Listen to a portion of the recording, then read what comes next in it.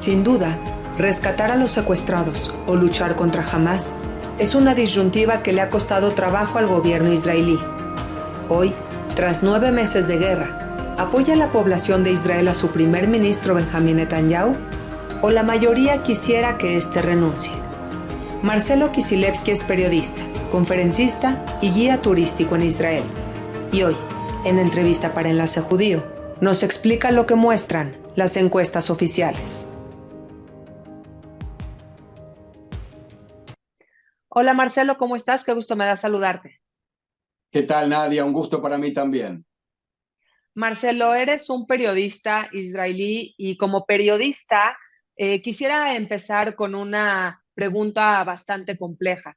Si pudieras elegir una sola nota para que todo el mundo la lea, la escuche o la vea en estos tiempos tan complicados para el Estado de Israel, ¿cuál sería, Marcelo, tu nota periodística?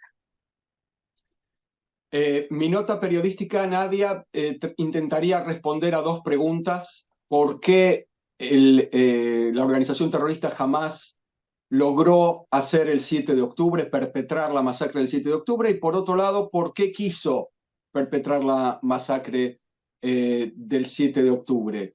Que tiene que ver básicamente con la ideología, porque si intentamos juzgar o explicar la masacre del 7 de octubre, el atentado terrorista más gigantesco desde la creación del Estado de Israel y desde el surgimiento del terrorismo islámico radical aquí en el Medio Oriente. No estoy hablando de Torres Gemelas, por ejemplo.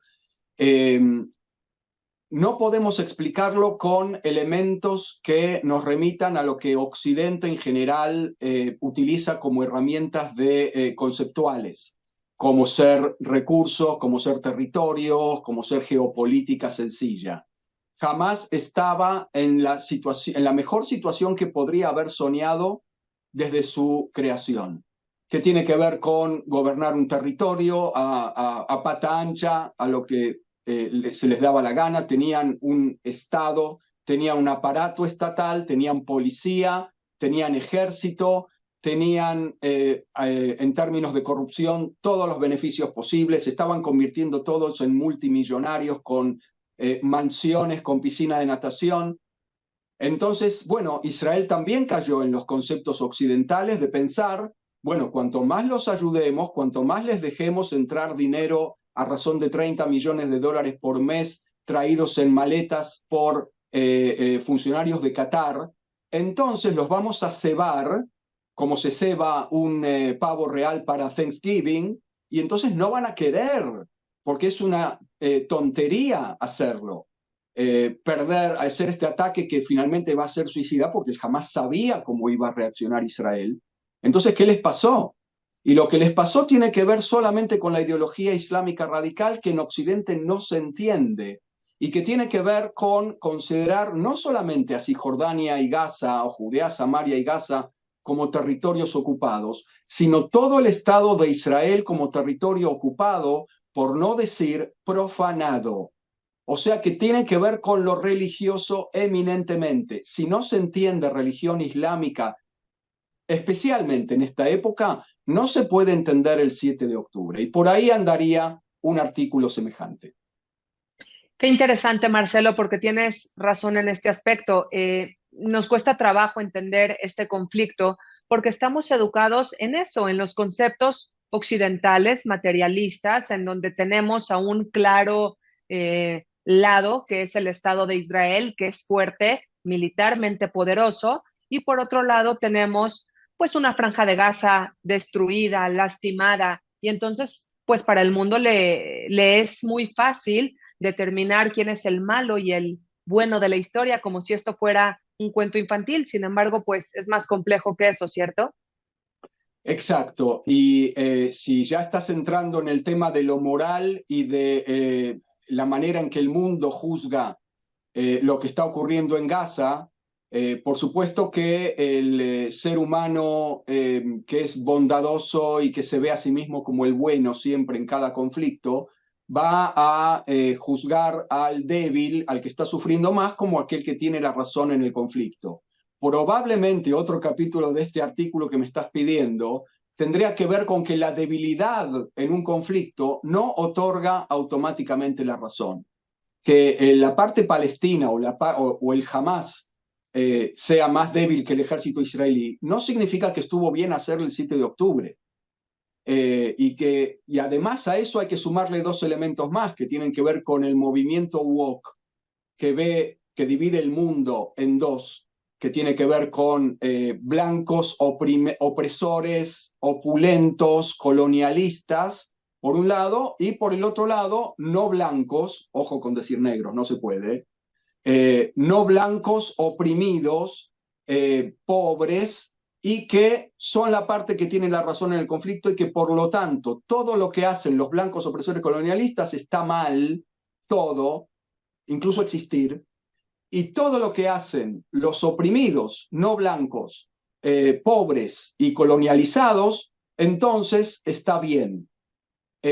Y son morales y son buenos. Y por eso al movimiento woke no le cabe en la cabeza, se le saltaron los fusibles para todos los lados. Yo siempre me acuerdo de los dibujitos animados que yo veía de chico, el robot que le da órdenes contradictorias y empiezan a saltar todos los resortes y le sale un mito de la cabeza al robot, porque no pueden entender que haya habido, por ejemplo, violencia sexual el 7 de octubre. ¿Cómo puede ser el no blanco oprimido, el buen salvaje de Hobbes, que haya hecho semejantes cosas? Entonces, de ahí el silencio de las organizaciones feministas, por ejemplo, y por supuesto de todas las organizaciones de derechos humanos. Y a eso sumale un elemento más, el clásico, viejo y conocido antisemitismo. Porque si no hubiera antisemitismo, bueno, muchos otros conflictos en el mundo hubieran sacado millones de personas a la calle, igual como lo hizo el conflicto entre Israel y Gaza. Pero nadie salió para protestar por el Yemen, por Siria, por Sudán y un montón de otros lugares, ¿no? Exactamente, parece que el radar de la moral a nivel global está un poquito desajustado. Tenemos otras guerras, conflictos como la guerra en Gaza, perdón, en Siria, que lleva más de 10 años y que ha dejado una cantidad tremenda de muertes, en donde también han existido esta situación de armas químicas y no tuvimos manifestaciones en el mundo. Así que sí, la brújula es extraña. Entonces, Marcelo, pues te voy a hacer la pregunta quizá difícil de contestar. La gente escucha la cifra dada por Hamas, que es más de 35,000 civiles muertos en la Franja de Gaza, y entonces acusan al Estado de Israel de genocida, de ser un país genocida. ¿Qué responderías tú ante esto? Claro, eso es interesante. ¿Cómo no acusaron a Arabia Saudita de genocidio cuando mató a 800.000 yemenitas, entre ellos 80.000 niños, o a Bashar el-Assad, que mató a 500.000 ciudadanos de su propio país en la guerra civil en Siria? Entre ellos, por lo menos 2.000 palestinos fueron masacrados en un fin de semana por aviones rusos, incluso se dice con pilotos rusos, y eso no fue genocidio. Acá tenemos un claro ejemplo de antisemitismo de doble vara o de múltiple vara, como lo quieras llamar. Un genocidio, obviamente, si tenemos que responder, si tenemos que prestarnos al juego de tener que responder si esto es genocidio o no, dicho sea de paso, ya la ONU bajó las cifras a la mitad. Y ayer justamente se publicaban, al cumplirse 9 meses de la guerra y de la masacre y del secuestro, se publicaron las cifras del ejército israelí, las fuerzas de defensa de Israelí, Tzahal, en el sentido de que se han abatido alrededor de 16.000 terroristas. La ONU, por su parte, haciendo un trabajo serio de intentar llegar a un número más ajustado, habló también de que los números andaban por la mitad de lo que había dicho el Hamas.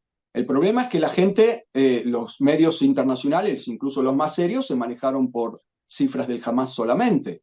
Y entonces le creen todo lo que dice. Apenas ocurrió aquel primer incidente en discusión que fue el hospital en la ciudad de Gaza, donde murieron supuestamente, donde el Hamas se apuró a decir que habían muerto 500 personas por un bombardeo de Israel. Primero, no había sido Israel. Segundo, no habían sido 500 tampoco, pero ¿quién se molesta en chequear la información cuando se trata del oprimido, pobre, no blanco, el que está informando, ¿no es cierto? Entonces, un poco, bueno, por ese lado, por supuesto que además la definición de genocidio no resiste lo que pasó y pasa en la Franja de Gaza, donde hay una población que no hace más que crecer, donde para que haya genocidio tiene que haber una política deliberada, planificada, sistematizada de exterminio de población, de una población de un colectivo X, solamente por el hecho de pertenecer a ese colectivo.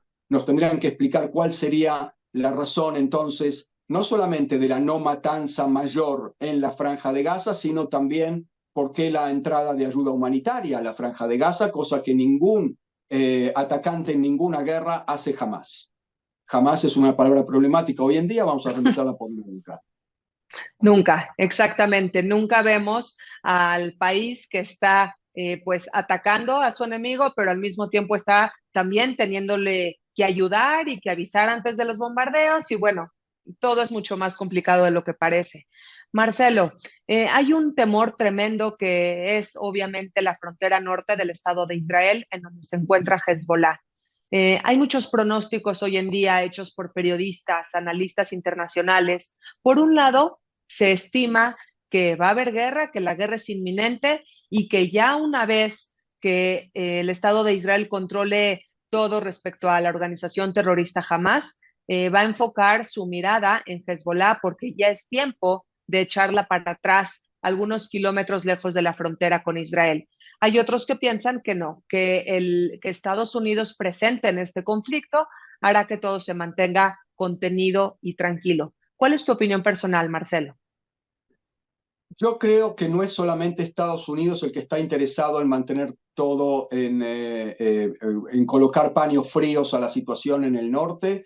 Yo creo que hoy es un interés coyuntural de todas las partes de postergar la guerra o la continuación de la guerra. Sí soy de la opinión que a nivel estratégico, a nivel macro, en algún momento se va a tener que dar la confrontación entre Israel y Occidente. En mi opinión, no puede solo Israel atacar a Irán, pero en algún momento va a tener que darse este enfrentamiento con la cabeza de la serpiente o la cabeza del pulpo, que me parece más adecuado porque es un país, Irán, que se ha manejado siempre por tentáculos. Esa batalla, finalmente, si queremos un Medio Oriente normalizado, si queremos un Medio Oriente cuerdo, que pueda enfrentar los desafíos que tenemos por delante en el próximo siglo, que tienen que ver con el fin del petróleo como la única fuente de energía y todo un Medio Oriente intentando ver cómo enfrenta el próximo siglo que se le viene encima. Entonces no va a haber más remedio que enfrentar esta amenaza que amenaza la paz del Medio Oriente y del mundo. Sin embargo, en este momento, Hezbollah está también poniendo sus paños fríos, está diciendo que esto era nada más que para ayudar a los amigos del Hamas, y entonces cuando pare la guerra en Gaza nosotros vamos a parar. Esto lo volvió a resucitar como un caballito de batalla en los medios de comunicación, probablemente asusado también por Irán a que se calme, a que no haya una escalada que se salga de control. También Israel necesita una pausa, Nadia. También Israel está con un ejército que está entrando en fatiga. Si lo obligan, el ejército va a entrar en el Líbano. Los soldados están motivados, están diciendo que van a terminar la tarea en Gaza y después están preparados ya para entrar en el Líbano, no van a tener ningún problema y de hecho esto va a ocurrir y lo van a hacer, pero si se logra hacer algún tipo de acuerdo, y no es que no sea problemático, ahora lo voy a decir, pero si se trata de hacer algún tipo de acuerdo, Israel va a poder dedicarse por lo menos un año o por lo menos 2 años a renovar sus filas, a renovar su cúpula política y militar a las dos, por lo que pasó el 7 de octubre, esto va a tener que ocurrir, a reconstruir el norte y el sur, a reconstruir la economía, a renovar las filas del ejército, a dar descanso a los reservistas, que puedan recomponer también sus vidas familiares, incluso y sus vidas laborales, y un montón de aspectos que tienen que ser atendidos en Israel con carácter de urgencia. y después poder emprender una guerra que puede llegar a ser que tarde o temprano sea obligada. Pero en este momento a todos les conviene, salvo, y acá está el atenuante que yo me refería recién, los habitantes del norte. Los habitantes del norte están diciendo que un acuerdo para que Hezbollah se retire al río Litani no les va a convencer, no les va a alcanzar para que vuelvan a sus casas, porque la amenaza no habrá sido eliminada y de hecho Hezbollah tiene misiles y proyectiles que pueden atravesar los 30 kilómetros que median entre el río Litani y la frontera con Israel.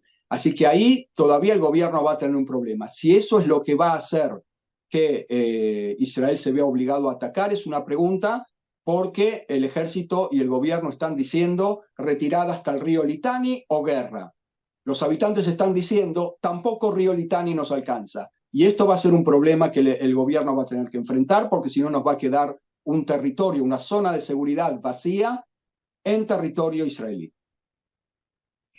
Marcelo, hablando del terrorismo del que hablamos, pues tú has estado en el Estado de Israel por muchos años desempeñándote como periodista, así que Israel te ha acompañado a ti en tu crecimiento profesional y tú has acompañado a la historia del Estado de Israel, que a veces parece un poco cíclica. Es decir, podemos hablar de que se terminan con líderes importantes de organizaciones terroristas, sin embargo, pues las ideas de terror ahí continúan y las organizaciones resurgen. Desde tu punto de vista, y perdón por caer en pregunta filosófica, ¿logrará terminar en algún momento el Estado de Israel con su amenaza del terrorismo? Yo creo que no es solamente una cuestión del Estado de Israel, sino de lo que en el último siglo se da en llamar el islamismo radical. No es que no haya habido otras épocas en el Islam en las que ha habido esta ideología, pero mi pensamiento tiene que ver con que el Islam radical en su formato actual de hermandad musulmana como matriz ideológica de organizaciones que de hecho contradicen lo que dice el Islam y el Corán de no atacar a fuerzas que son superior a ti, por ejemplo, o que matan mujeres y niños, y un montón de tergiversaciones que hace esta ideología que no tiene más que un siglo de existencia, por lo menos en esta versión. Y entonces mi esperanza tiene que ver con que, bueno, así como empezó el terrorismo de izquierdas en los años 70, los secuestros de aviones, bueno, años 70 y antes y después también, pero que tiene que ver con el contexto histórico de la Guerra Fría, bueno, puede llegar a ser, pero esto es, y lo admito, absoluto wishful thinking, en el sentido de que quizás también esta ideología que es, o este fenómeno, vamos a llamarlo, que es relativamente nuevo en la historia de la humanidad, que es el terrorismo islámico radical, y que arranca, como decimos, en 1928 con la fundación de la Hermandad Musulmana en Egipto, puede llegar a ser que, así como apareció, termine. De hecho, países muy radicales, podemos llamarlo, puertas adentro, como puede ser Arabia Saudita, que es muy difícil ser ciudadano de Arabia Saudita, en especial ciudadana de Arabia Saudita. No son países que exportan terrorismo, de hecho Arabia Saudita expulsó a Osama Bin Laden porque dijeron, este formato no lo queremos. Y en su política exterior se comporta de una manera amistosa al punto tal que está al caer un acuerdo de normalización, que sería otra ventaja de apaciguar la zona norte también, ¿no? Que no lo nombramos. Entonces, quiere decir que el Islam radical de formato terrorista no es la medida de todas las cosas, no es la única manera en que los países árabes y las poblaciones musulmanas en el mundo pueden conducirse. Mi esperanza es que, así como apareció, desaparezca en algún momento y habrá que ver de qué manera. Por ejemplo, anulando las capacidades financieras de Irán de mantener, alimentar, entrenar, pertrechar a este tipo de organizaciones, que son todas prácticamente sus proxies hoy en día. Si hablamos de Hamas, si hablamos de Hezbollah, los hutíes, las milicias chiitas en Irak y en Siria, todo parte a partir de Irán. Entonces, yo quiero creer que el régimen de los ayatolás tampoco es eterno. En algún momento va a caer. Y entonces ahí el mundo va a cambiar. Yo no quiero ser simplista de decir, bueno, porque pase una cosa puntual, todo el fenómeno va a desaparecer. Seguramente van a buscar otras fuentes de financiación, está Qatar, con Qatar también va a haber que ajustar cuentas desde lo económico, pero no creo que el fenómeno islamista radical terrorista sea eterno. Esperemos que así sea, porque aunque Israel libra hoy esta batalla, pues los infieles para el Islam radical somos todos. Eso no debemos olvidarlo. Para finalizar, Marcelo, hablábamos antes de la entrevista de que la población israelí está sumamente dividida hoy. Hay personas que están con Netanyahu mostrándole un apoyo total y de acuerdo con las decisiones que está tomando, y hay otros que solamente lo están criticando y pensando que está cada decisión tomada por él es pues su intención de mantenerse en esta silla de primer ministro. ¿Cuál es tu opinión personal y cómo está la población dividida, tú que tienes encuestas a la mano oficiales? Eh, la posición de la sociedad israelí hoy por hoy es mayoritariamente en contra del primer ministro Benjamin Netanyahu. Las posturas son, por un lado, la que mantiene pendulando Netanyahu a causa de las restricciones coalicionarias que tiene, a saber, lo que yo llamo el dúo dinámico Itamar Ben-Gvir y Bezalel Smotrich, que empujan hacia la guerra prácticamente permanente hasta lograr su propia agenda, que tiene que ver con la reconquista de la Franja de Gaza, incluso su repoblamiento por judíos dentro de la Franja de Gaza, el resurgimiento de los asentamientos allí en Gush Katif y zonas similares dentro de Gaza, por un lado, y la presión de todo el resto del mundo, sus propios ministros, la población israelí, Estados Unidos y Occidente, el mundo, etc. Y que tiene que ver con parar la guerra a cambio de los secuestrados y después ver, ¿no? También con poner un gobierno alternativo al Hamas, y después, bueno, arreglar todo lo del norte. Es decir, que este acuerdo que está en ciernes puede llegar a desatar como un efecto dominó un montón de apaciguamientos, normalizaciones y descansos, como yo lo llamo, ¿no?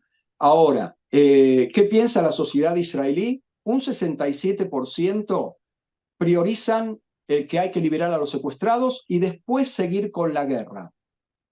Ahora, Netanyahu está diciendo, vamos a hacer un acuerdo parcial, que entre la primera fase de liberación de los secuestrados humanitarios, mujeres, ancianos, enfermos, se pueda seguir combatiendo, y el Hamas dice no, tiene que haber una tregua que al final del proceso derive en un cese el fuego total y en un fin de la guerra, y eso Netanyahu no puede porque se le cae el gobierno, porque están Ben-Gvir y Smotrich. Más o menos esa es la dinámica. ¿Qué dice la población entonces? 67% priorizar ahora a los secuestrados y después ver. 26% solamente dicen seguir la guerra como lo quieren, parece que solamente Netanyahu, Ben-Gvir y Smotrich. Después, si te muestro algunos números porque la pregunta sería, bueno, pero si cae Netanyahu, ¿quién lo va a reemplazar? ¿No? Eso es un poco lo que empieza a circular. Se está haciendo mucha política en Israel, aunque el llamado siempre es a unirnos. Y dicen, por ejemplo, si Yair Lapid y Netanyahu se enfrentaran, Lapid tiene un 30% de opinión a favor como el más apto para ser primer ministro. Benjamin Netanyahu le gana con un punto, 31%. Si el enfrentamiento fuera entre Benny Gantz y Netanyahu, Netanyahu lograría un 29% y Gantz le ganaría con un 35%, es decir, 6 puntos de diferencia. Pero ahora atención, porque si fuera Naftali Bennett el que se enfrentara con Netanyahu, que Naftali Bennett fue el primer ministro del gobierno anterior de Bennett y Lapid, Bennett obtendría 11% más que Netanyahu. Ya estamos hablando de 2 dígitos de ventaja. Benjamin Netanyahu tendría 26% o tiene 26% en las encuestas de opinión y de intención de voto, y Bennett 37%. ¿Qué calificación ahora le dan a las siguientes personas en la dirección de la guerra, Netanyahu 68% de opinión desfavorable de cómo está manejando la guerra. Esto ya es mucha gente, Nadia. 28% buen manejo de la guerra. Herzi Halevi, jefe de Estado Mayor del Ejército,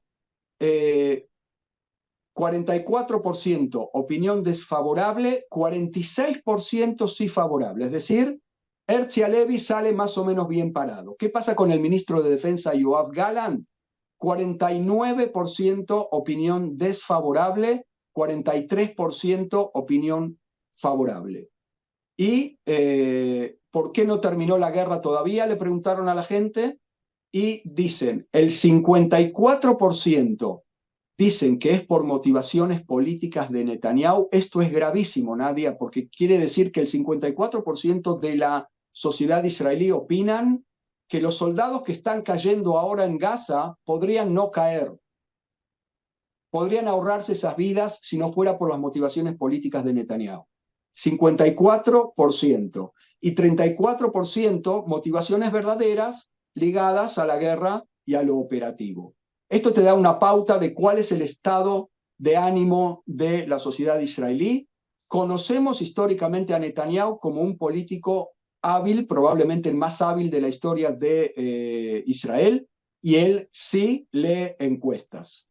Y quizás por eso con esto tiene que ver el hecho de ir a este acuerdo con sus vacilaciones, ¿no? Ayer sacó sus líneas rojas, que medio le ponen un cepo a la delegación, pero bueno, de todos modos está mandando la delegación a negociar, ¿no?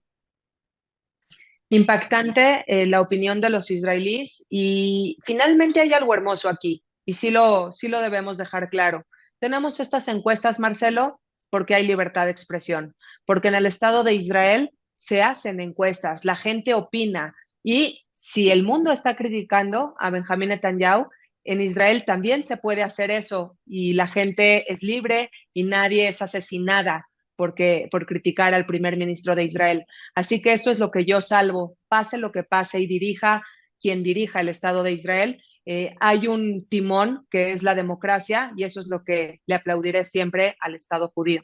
Gracias, Marcelo, muchas gracias por tu tiempo. Al contrario, muchas gracias a vos, Nadia, hasta cualquier momento. Claro que sí, nos vemos a la próxima. Gracias.